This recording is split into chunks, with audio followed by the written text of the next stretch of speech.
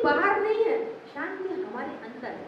ढूंढ रहे हैं बाहर, भटक रहे हैं बाहर, लेकिन है हमारे अंदर।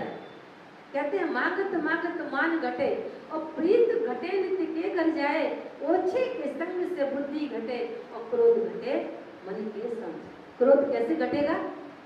जब मन को समझ, जब मन को समझाएंगे तो शांति अपने आप ऑटोमेटिक आ जाएगी।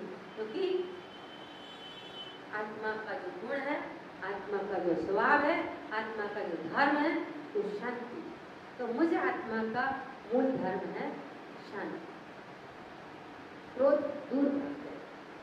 मुझे आत्मा का प्रेम गुण है, मैं आत्मा प्रेम स्वरूप हूँ। जब प्रेम आएगा तो मोह खत्म हो जाएगा। मोह इस देह से जागृत होता है, इस देह से प्रकट होता है। देह के संबंध बनते हैं, उन संबंधों के प्रति मोह उत्पन्न होता है। मोह एक बहुत बड़ा विकार है। मोह से अनेक प्रकार की व्याधियां जब उपजती हैं, एक शूल की तरह से है। कहते हैं मोह शकल व्याधन कर मोला, इससे उपजत बहुविध शूला। बहु प्रकार के शूल उपजते हैं। ये मोह जो है बहुत बड़ा विकार है। तो भगवान कहते हैं मोह को छोड़ो, प्रेम। फिर आत्मा का एक और गुण है, वह आनंद स्वरूप है। आनंद स्वरूप, आनंद को जीवन में स्थापित करो। जब आनंद स्थापित हो जाएगा हमारे जीवन में, तो शोक, भय, चिंता, ये सब हमारे जीवन से समाप्त हो जाएगा। क्योंकि आनंद की एंट्री तो है, लेकिन उसकी एग्जिट नहीं है, वो जा नहीं सकता। एक बार जीवन में आनंद आ गया तो आनंद की कोई भी ऐसा गेट नहीं जो निकल जाए। इसने अनुभव कर लिया आनंद का। तो आत्मा का जो गुण है वो आत्मा आनंद स्वरूप, और आत्मा का पांचवा गुण है, मैं आत्मा शक्ति स्वरूप। जब शक्ति स्वरूप हूँ तो अहंकार किस बात का? अहंकार के लिए कहते हैं चढ़े तो चाके प्रेम रस और गिरे तो चकनाचूर, लंबे पेड़ खजूर की तरह अहंकार। तो अहंकार ये पांचवी सीढ़ी है।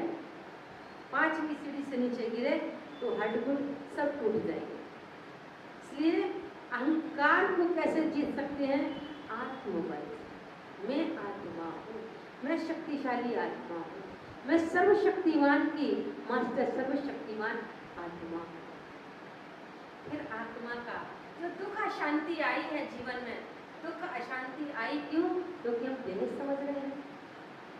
देह समझ रहे हैं तो दुख आया, परेशानी आई। तो आत्मा का छठवां गुण है कि मैं आत्मा सुख स्वरूप।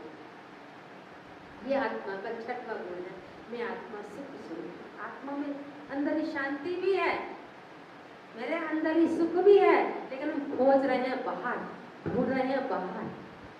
है अंदर लेकिन ढूंढ रहे हैं बाहर, बाहर नहीं मिल रही। तो मुझे आत्मा का गुण है, मैं आत्मा सुख स्वरूप। सातवां गुण है आत्मा का, मैं आत्मा पवित्र स्वरूप। ये मूल स्वभाव है आत्मा। सत्युग में आत्मा थी, सतो प्रधान थी, वो पवित्र थी आत्मा। और पवित्रता ही सुख शांति की जननी है। जब पवित्रता जीवन में होती है तो सुख भी होता है और शांति भी आती है। अपवित्रता आई तो दुख अशांति के घेरे में आत्मा गिर जाती है। इसलिए जीवन में पवित्रता को अपनाएंगे तो हमारे जीवन में सुख और शांति दोनों ही